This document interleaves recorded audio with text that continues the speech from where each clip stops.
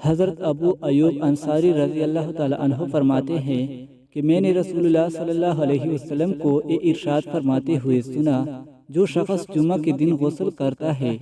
اگر اس کے پاس خوشبو ہو تو اسے بھی استعمال کرتا ہے، اچھے کپڑے پہنتا ہے، اس کے بعد مسجد جاتا ہے،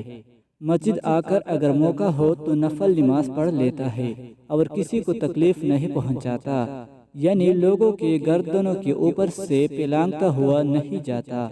پھر جب امام خطبہ دینے کے لیے آتا ہے اس وقت سے نماز ہونے تک خاموش رہتا ہے،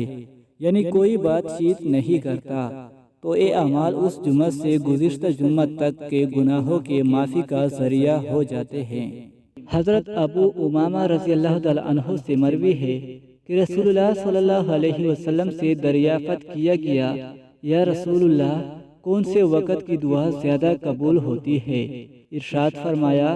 رات کے آخری حصے میں اور فرض نمازوں کے بعد۔